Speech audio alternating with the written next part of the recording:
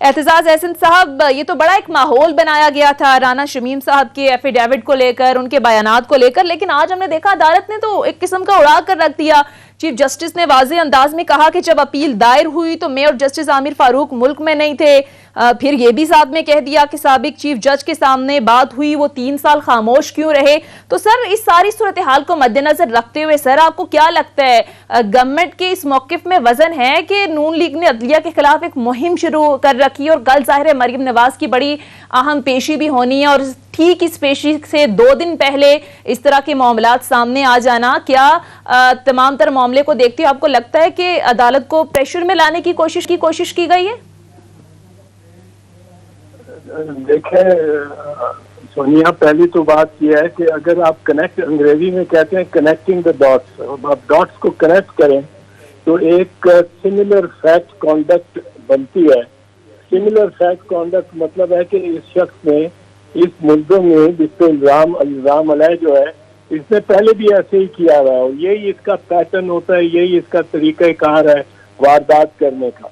तो अगर आप सिमिलर फैक्ट कॉन्डक्ट के जरिए इस मामले को देखें तो आप ये ना भूलें कि मनी ट्रेल और डॉक्यूमेंट्स पे कभी इन्हिसार नहीं किया मुस्लिम लीग नवाज ने। उसके बरक्स जो डॉक्यूमेंट जिन दस्तावेजात पे इन्हिसार भी किया, वो कलिबरी फॉन्ट वाला हो, वो हो ये आपका जो कतरी खत हो, कतरी खत जो था वो अमूमन उनमें कुछ हेरा फेरी की हुई लगती नजर आती है। कतरी खत आपने दे दिया, कतरी शहजादा आने को तैयार नहीं था वक्त में, उसकी कोई अहमियत ही नहीं। फिर जो बयानिया आपने कौमी असेंबली में दिया, वो उस वाला बयानिया ही नहीं था। जो कतरी शहजादे से पैसे थे वो कोई जिक्र ही नहीं था उसका, जो आपने दिया बयान किया अपना मौक़िफ़ कौमी असेंबली में। फिर 2 मरतबा वज़ीर आज़म नवाज शरीफ ने कौम से खिताब किया, दोनों मरतबा मुख्तलिफ मौक़िफ़ रखा, मनी ट्रेल भी ना दी और मौक़िफ़ भी मुख्तलिफ रखा। माने ये कि आप ये देखें कि और जो बेटे थे, जो जिनके नाम उस वक्त प्रॉपर्टी थी, वो कह रहे थे, एक अपना बता रहा था मनी ट्रेल का कि अल्हम्दुलिल्लाह हमारे पे हमारे जो दोस्त तो थे, मेहरबान थे, वो बहुत ही मेहरबान थे पाकिस्तानी, जिन्होंने हमें कर्जा हंसने के तौर पे ये सारी रकम दे दी। अल्हम्दुलिल्लाह ये मेरी प्रॉपर्टी है। दूसरा भाई कह रहा था कि हमारी है ही नहीं, मैं तो किराए पे रहता हूँ। तो ये इनकी एक डॉक्यूमेंट से छेड़छाड़ करनी और उनमें मेडिकल रिपोर्ट्स भी आ जाएगा, एक इनका पुराना तरीका लगता है। और यहाँ भी ये गलती कर गए हैं कि, और ये भी सवाल उठेगा ना, आप ये भी सवाल उठाएं, जब आपने चीफ जस्टिस साहब ने बड़े मौजूद सवालात उठाए हैं, और एक सवाल ये भी उठेगा कि ये लंदन में ही जाके याद आना था राना शमीम को, और कितनी मरतबा वो लंदन गया इससे पहले, और क्या उसमें इत्तेफाक है कि लंदन में वो उसी नोटरी से अपना एफिडेविट नोटिफाई करा रहा है, जिससे नवाज शरीफ फैमिली सारी जिसके पास जाती है। और फिर इस एफिडेविट की अहमियत क्या है? इस तरह का बयान, एक अलसी बयान लिख के मैं सारे बाजार में बांटता फिरूं, उसकी फोटो कापियां भी और चाहे असली कापियां भी, तो उसकी क्या अहमियत है? लोगों को देता रहूं, प्रेस को देता रहूं उसका। ठीक, एफिडेविट तो वो होता है जो अदालत किसी मौजू कार्रवाई में या मौजू लिटिगेशन में वो फाइल किया जाए किसी एक फरीक या गवाह की जाने से। तो यहाँ कोई गवाह नहीं है। ठीक, तो साहब 2 चीज़ें बड़ी खुल के सामने आई हैं आज। जिस तरीके से चीफ जस्टिस सतर मल्ला साहब ने नोटिस लिया इस पर, आज जिस तरह आप लोगों ने सुना, बातें हुई, जिस तरह कोर्ट का मूड सामने आया, एक तो यह है कि जी बड़ा वाज़े तौर पे ये तौहीन अदालत के शो काज नोटिस सबको जारी किए गए। प्लस चोई साहब, आप what do you make out of it, specially जब राना शमीम साहब जो है उनकी अहलिया के सामने बात हुई जो दुनिया में मौजूद ही नहीं है, तो इसकी क्या कानूनी हैसियत रह जाती है और क्या पॉलिटिकल माइलेज और क्या प्रेशर करने वाली बातें फिर रह जाती हैं?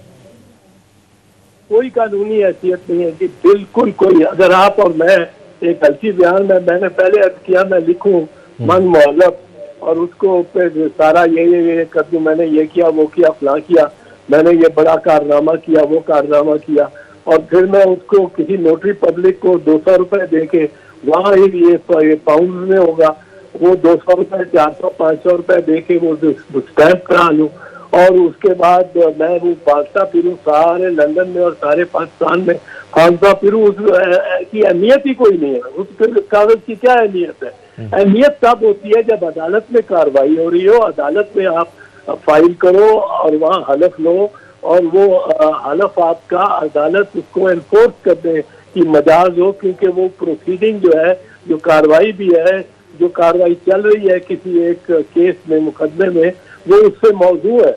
तो ये तो कोई चीज नहीं है, ये तो खबर नहीं इनको कौन से वकील ये मशवरा देते हैं। पहले तो उनको खिंचाई करनी चाहिए उनकी कि आपने ये एफिडेविट का आइडिया आपने दिया क्यों? या एफिडेविट का आइडिया के पीछे आप हमारे खिलाफ साजिश कर रहे हैं, क्या कर रहे हैं?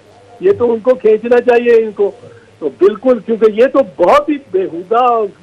इससे वाले साहब, अदालत ने जो रिमार्क्स दिए उन्होंने ये भी कहा कि आपके पास इतने टॉप लेवल के लायर्स हैं, ख्वाजा हारिस साहब से आपने नहीं पूछा कि आप क्या करने जा रहे हैं।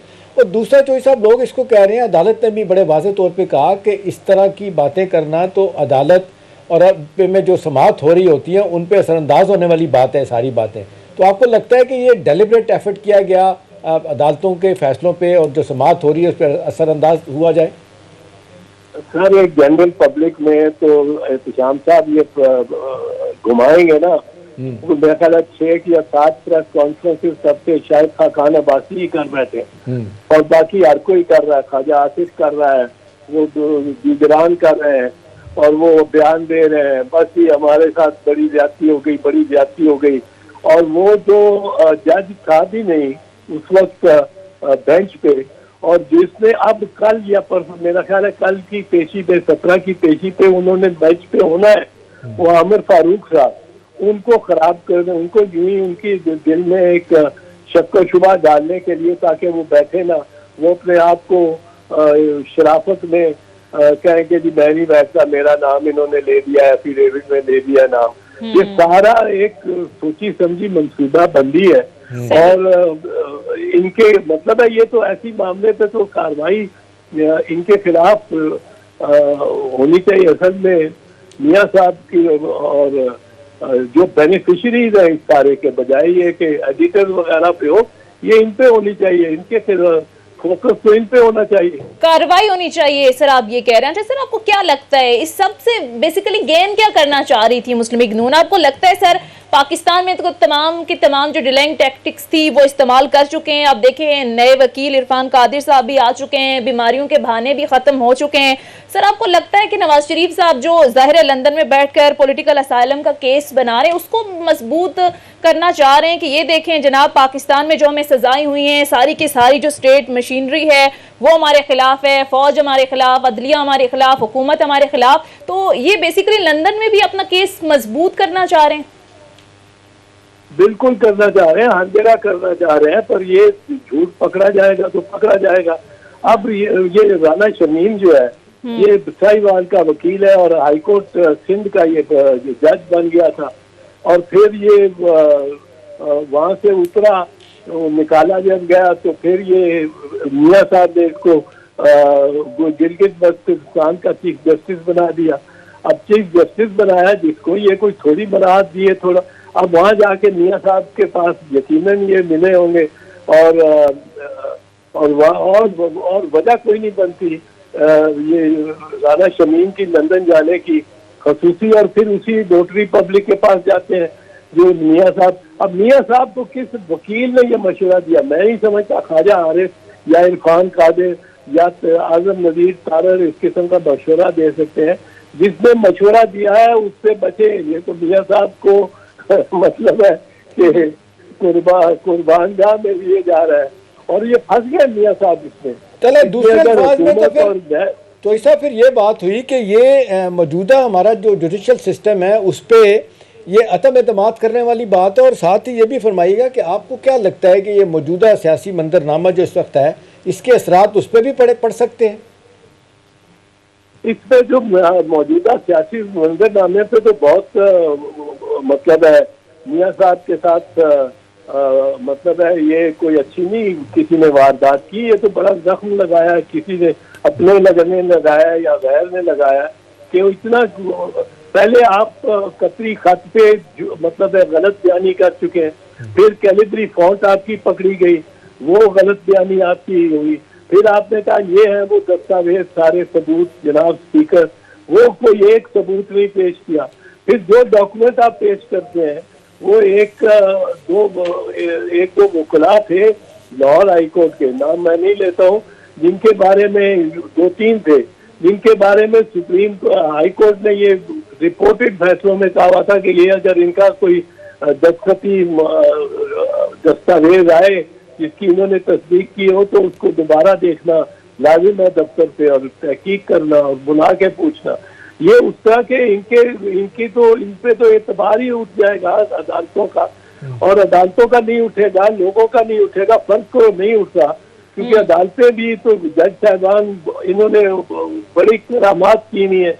जज साहिबान पे जो करामात जज साहिबान को भी उनसे देनी नहीं चाहिए थी कि एक जज अपने 20 साल जजी का इतना बड़ा ओहदा कर रखे सुप्रीम कोर्ट में जाके फिर इनके टिकट पे सेनेट में चला जाए सिर्फ इसलिए कि उसने एक कोऑपरेटिव का फैसला दिया वो इनके हक में, या इसके और एक भी नहीं, ये 4-5 ऐसे जजेस को इन्होंने वाकया है, हकीकत है, सुप्रीम कोर्ट लेके गए हैं। एक जज साहब को इन्होंने पीसीबी का चेयरमैन बना दिया रिटायरमेंट के बाद, और सुप्रीम कोर्ट के जज को क्रिकेट का क्या पता है, उसको in swing out swing silly point. तो साहब आपने जिस तरह अदालत ने आज गमो गुस्से का और दुख का इजहार किया और बड़े अफसोस का से आप बातें की हैं, तो आपको क्या लगता है कि तौहीन अदालत के जो नोटिस हुए हैं, आपको लगता है कि इस हवाले से कोई अदालत कुछ सख्त फैसला करेगी? मैं कुछ भी फैसले के बारे में कह सकता, ये जानता हूँ कि अतर मिनल्ला साहब जो है वो एक बड़ा मासूल और बड़ा वो आसानी से, मतलब आसानी क्या, वो नहीं आएगा इस फ्रेम के फ्रेम में नहीं आने वाला। ये उस किस्म का एक जमाना था कि एक मारूफ कॉलम नवीस थे, वो लिखते थे कॉलम और उसी दिन सुओ मोटो उनके ऊपर उनकी वजह से उस पर हो जाता था। तो ये ना कोई सोचे कि ये अतर मिनल्ला साहब ने एकदम जो झपटे हैं इस पे, ये कोई कह रहा था कि झपटे इस तरह है जिस तरह के उन्होंने को पहले से माइंड मेकअप किया हुआ है कि केस मैं ले लूं और फिर मैं फेवर कर दूं इनको, ऐसी कोई बात कोई धोखे में ना रहे। Athar Minallah is a very honourable and bold जज, और इस्लामाबाद हाईकोर्ट के सारे जज माशाल्लाह बहुत बेहतर हैं, बहुत सारे जजेस थे। ठीक है।